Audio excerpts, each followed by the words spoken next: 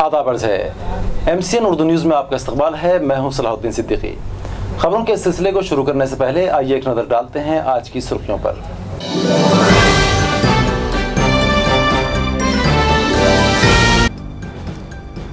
औरंगाबाद लोकसभा से मजलिस इत्तेहादुल मुस्लिमीन के नामजद उम्मीदवार इम्तियाज़ जलील ने की साबिक़ MP उत्तम सिंह पवार से मुलाकात। हमेशा ही की तरह इस मरतबा भी रहनुमाई और मदद की दरख्वास्त।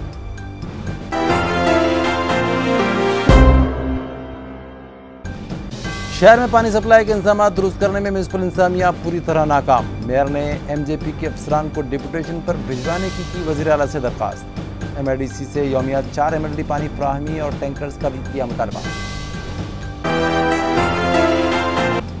जिला औरंगाबाद की आवाम को भयानक सूखे का सामना। पानी की शदीद किल्लत, जानवरों के चारे पानी का भी मसला बना संगीन। मगर इंतजामिया और सियासी कायदीन लोकसभा इंतखाबात की तैयारी में मसरूफ। किसानों में बेचैनी, तवज्जो का मुतालबा। और जवान बच्चों के होते हुए दरबदर की ठोकरें खाने वाली बूढ़ी मां को नासिक पुलिस ने दिलाया इंसाफ। बेटा और बहू हो गए बूढ़ी मां को घर ले जाने पर राजी। ज़ईफ खातून के चेहरे पर लौट आई खुशी। और अब खबरें तफसील से।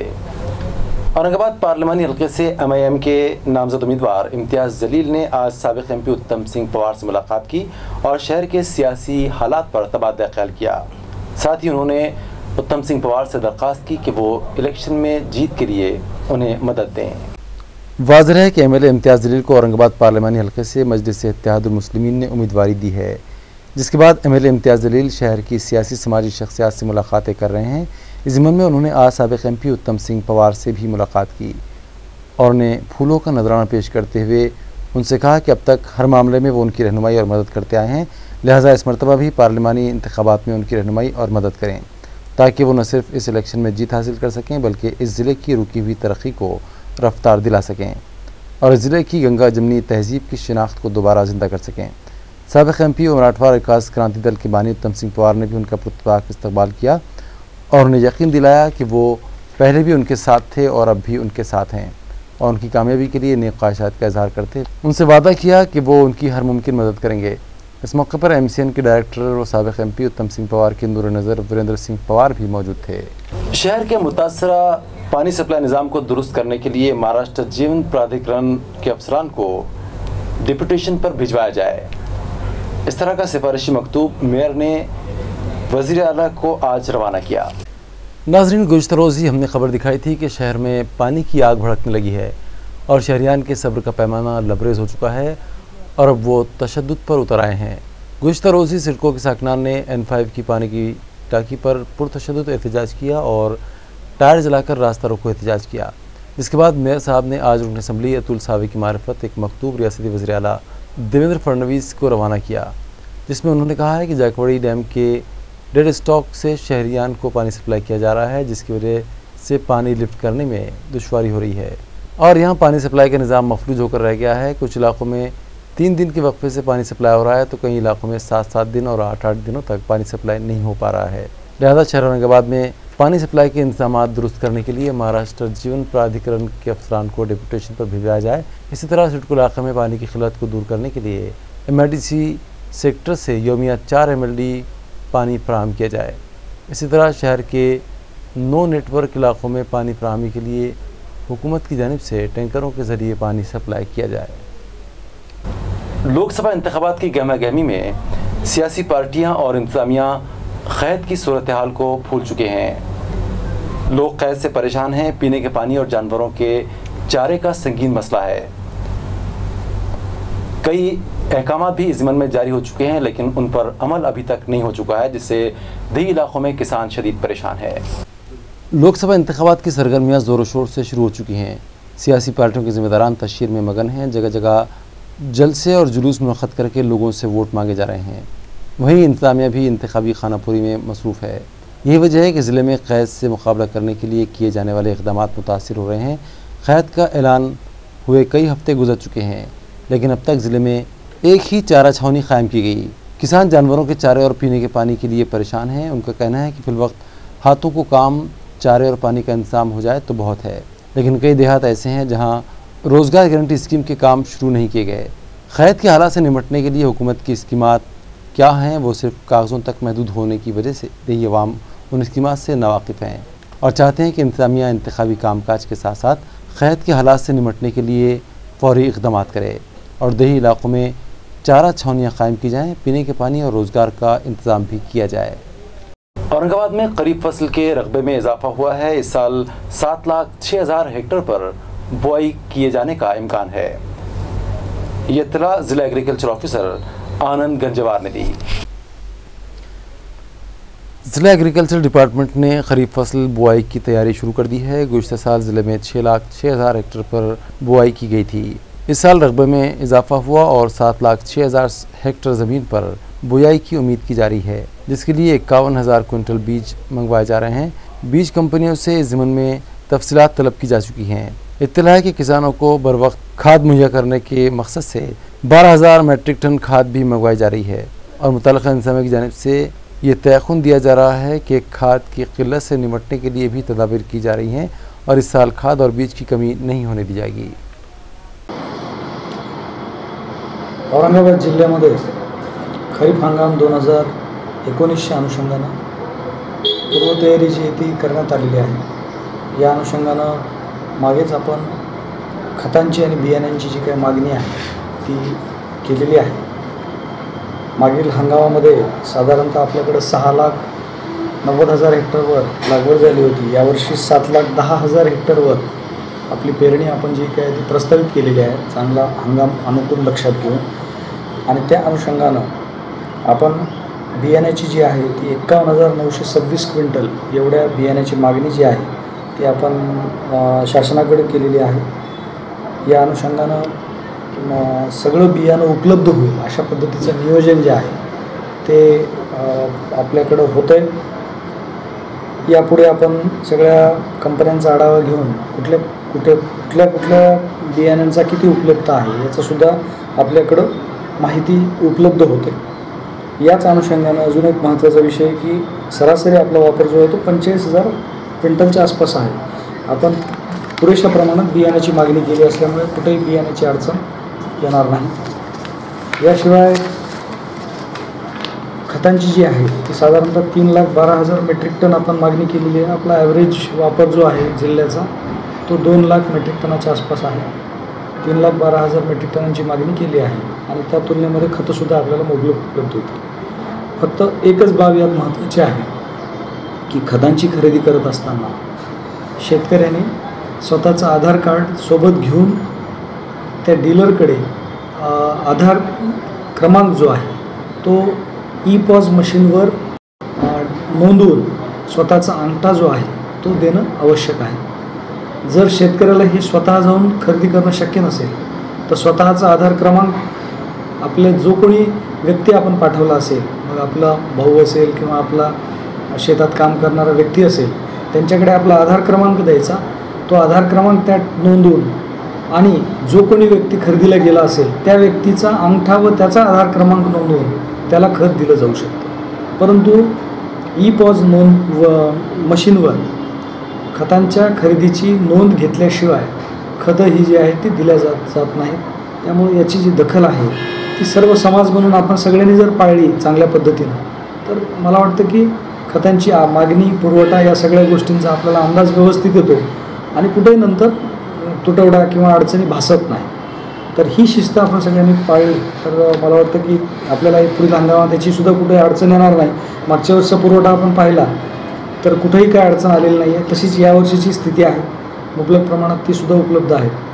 अशा पद्धतीनं खरीप हंगामाचं जे काय आहे ते नियोजन केलं आहे। याशिवाय खरीप हंगामामध्ये पुढील बाबी मक्याच्या बाबतीमध्ये लष्करी अळीचं असेल, कपाशीच्या बाबतीमध्ये बोंडअळीच्या बाबतीत असेल किंवा ऊसाच्या बाबतीमध्ये हुंडीच्या बाबतीत असेल, या सगळ्या अळ्यांच्या नियोजनासाठी की सुरुवातीपासून यांचा प्रादुर्भाव कमी ठेवावा या अनुषंगानं प्रचार प्रसिद्धी आणि लोकांमध्ये याबाबतची जागरूकता अभियान यासुद्धा गोष्टींची तयारी जी आहे ती आम्ही करत आहोत। त्या अनुषंगानं आपण या पुढील हंगामामध्ये या योजना ज्या आहेत त्या अनुषंगानं आपण राबवणार आहोत आणि लोकांमध्ये मोठ्या प्रमाणात जाणीव जागृतीसुद्धा निर्माण करणार आहोत। तर अशा पद्धतीनं खरीपाची एक साधारणतः तयारी हा विभाग जो आहे तो करत आहे। म्यूनसिपल स्टैंडिंग कमेटी से रिटायर होने वाले 8 अरकान की जगह नए अरकान की नामजदगी के लिए आइंदा 10 अप्रैल को स्टैंडिंग कमेटी की मीटिंग मुतवक्किल है। वाज़ेह है कि म्यूनसिपल स्टैंडिंग कमेटी के 8 अरकान 2 साल की मियाद पूरी हो जाने के बाद आइंदा 1 मई 2019 को रिटायर हो जाएंगे। रिटायर होने वालों में शिवसेना पार्टी के स्वाति नागरे, ऋषिकेश खैरे, सिद्धार्थ शिरसाट, राजू वैद्य और रूपचंद वाघमारे शामिल हैं, जबकि बीजेपी की रुकन राखी देसरडा और एमआईएम कोटे से स्टैंडिंग कमेटी में रुकनियत पाने वाले सैयद मतीन और नरगिस बेगम, सलीम सहारा शामिल हैं। लिहाजा उनकी जगह नए अरकान की नामजदगी के लिए 10 अप्रैल को म्यूनसिपल जनरल बॉडी की खुसूसी मीटिंग लिए जाने का इम्कान है, जबकि 9 वार्ड कमेटियों के सदूर का इंतखाब करने के लिए 30 अप्रैल को रायदही का अमल मुकम्मल किया जाएगा। औरंगाबाद पार्लिमानी हल्के से शिव स्वराज्य पार्टी के नामजद उम्मीदवार हर्षवर्धन जाधव ने अपनी तशरीह मुहिम का आगाज़ कर दिया है। इस ज़मन में उन्होंने गुज़श्ता शाम बाजीपुर इलाके में एक जलसे से खिताब किया। वाज़ेह है कि कन्नड़ के एमएलए हर्षवर्धन जाधव गुज़श्ता चंद माह से जारहाना रुख अपनाए हुए हैं। उन्होंने शिवसेना पार्टी से बगावत करके शिव स्वराज्य पार्टी कायम की और इस पार्टी से औरंगाबाद पार्लियामेंट हल्के से इंतखाब लड़ रहे हैं। 2 रोज़ कबल अपना नॉमिनेशन फॉर्म दाखिल करने के बाद उन्होंने गुज़श्ता रोज़ बाजीपुर इलाके में अवामी जलसा मुनक़्क़द किया। इसी तरह उन्होंने देही मकामात पर भी मुलाकातों का सिलसिला शुरू कर दिया।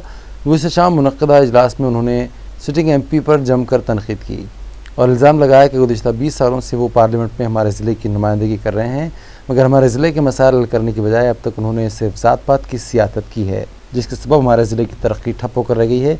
लिहाजा वो ज़िले की रुकी हुई तरक्की को रफ्तार देने के लिए पार्लियामानी इंतखाबात लड़ रहे हैं। यहाँ पे हमें ज़रूरत है एक सेक्युलर गवर्नमेंट की, एक सेक्युलर खासदार की, और अगर सेक्युलर खासदार की जरूरत है तो उस हिसाब से ही हमको आने वाले टाइम में वोट करना पड़ेगा। अगर हम वो चीज को नहीं समझेंगे तो इसके जो रिजल्ट्स हैं वो हमारे फेवर में नहीं जाने वाले हैं। मेरे कन्नड़ के अंदर नगर पालिका का इलेक्शन हुआ था, उसका उदाहरण मैं पेश करना चाहता हूं कि उस इलेक्शन में मैंने उस टाइम भी शिवसेना इंतखाबी काम का बहाना बनाकर मुलाजमीन के गायब रहने की वजह से जिला परिषद दफ्तर में सन्नाटा छाया हुआ है। यहाँ दूर दराज से आने वाले लोगों को मायूस लौटना पड़ रहा है। इन दिनों लोकसभा इंतखाबात की सरगर्मियां जारी हैं। वो मुलाजमीन जिन्हें इलेक्शन ड्यूटी पर मामूर किया गया है, डिस्ट्रिक्ट इलेक्शन डिपार्टमेंट की जानिब से उन्हें तरबियत दी जा रही है। इंतजामिया ने इंतखाबी खिदमात पर मुख्तलिफ शोबजात और महकमों के मुलाजमीन को मुकर्रर किया है। मिनी मंत्रालय कहलाने वाली ज़िला परिषद के मुख्तलिफ शोबजात से मुलाजमीन गायब हैं। बहाना किया जा रहा है कि मुलाजमीन को इलेक्शन ड्यूटी पर मामूर किया गया है। मुलाजमीन जगह पर न होने के सबब अपने मसाइल लेकर आने वाले लोगों को मायूस लौटना पड़ रहा है। ये खबर भी है कि बेशतर मुलाजमीन इलेक्शन ड्यूटी न होने के बावजूद गायब हैं।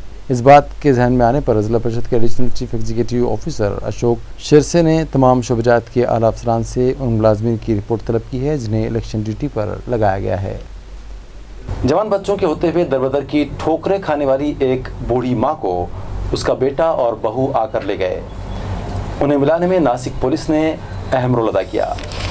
हाल ही में एक बुढ़िया का वीडियो वायरल हुआ था। परमिला नाना पवार नामी इस ज़ईफ औरत का बयान था कि 1995 में उसके शौहर पुलिस मुलाजिम के ओहदे पर थे और उनकी मौत वाक़ हो गई, जिसके बाद उन्होंने मुसीबतें उठाकर अपने बेटों की परवरिश की।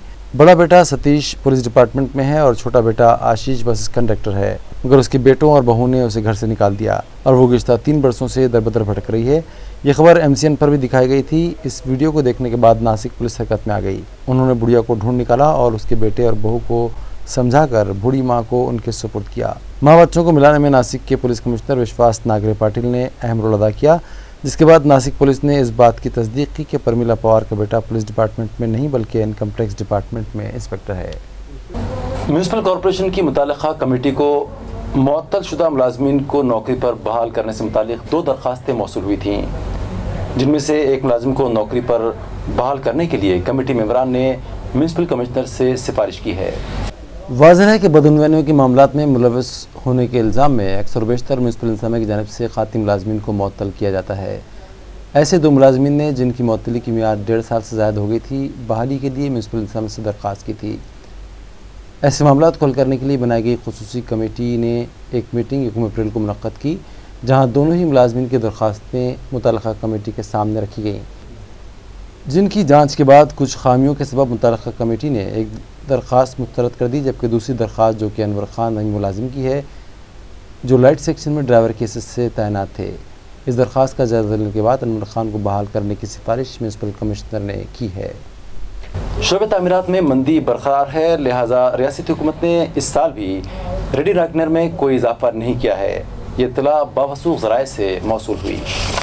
रेडी रेकनर प्रॉपर्टी की मार्केट वैल्यूएशन को कहते हैं, जो हर साल बदलती है और 1 अप्रैल को नया रेडी रेकनर ज़ाहिर किया जाता है। लेकिन शोबे तामीरात में मंदी, नोटबंदी और GST लागू होने के बाद बिल्डर्स डेवलपर्स हुकूमत से मुतालबा कर रहे थे कि इस साल भी रेडी रेकनर में इजाफा न किया जाए। इस मामले पर हुकूमत ने संजीदगी से गौर किया और 1 अप्रैल को इस साल का रेडी रेकनर रेट को ज़ाहिर किया, लेकिन इसमें इजाफा न करते हुए गुज़श्ता साल का रेडी रेकनर रेट ही जूं का तूं बरकरार रखा गया, जिससे कई लोगों ने राहत की सांस ली है।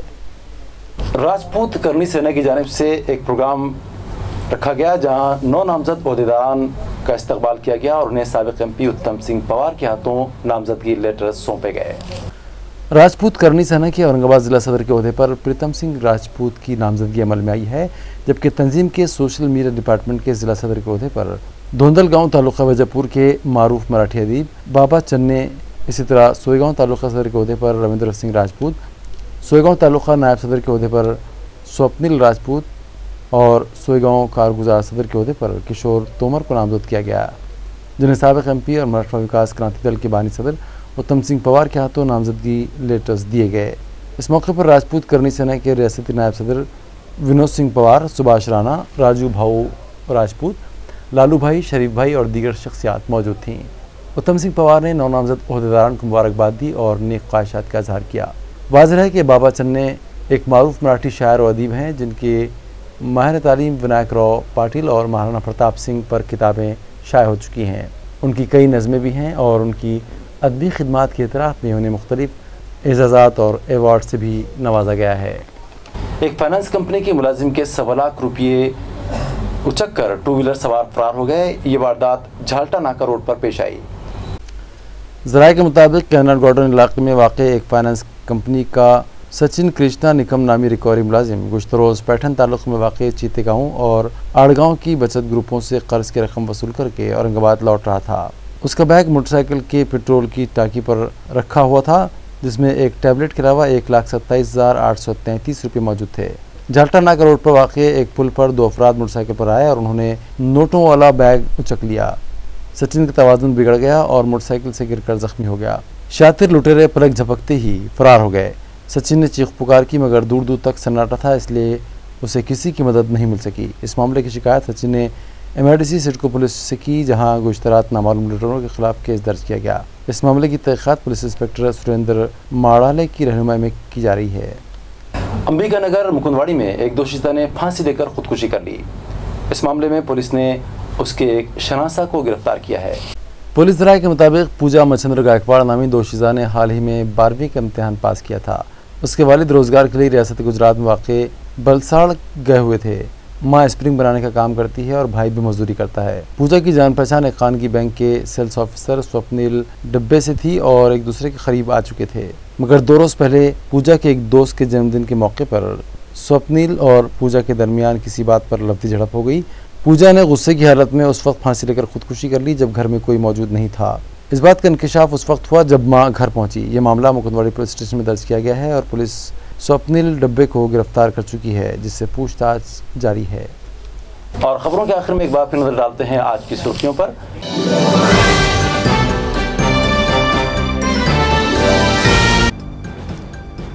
औरंगाबाद लोकसभा से मजलिस इत्तेहादुल मुस्लिमीन के नामजद उम्मीदवार इम्तियाज जलील ने की साबिक MP उत्तम सिंह पवार से मुलाकात। हमेशा ही की तरह इस मरतबा भी रहनुमाई और मदद की दरख्वास्त।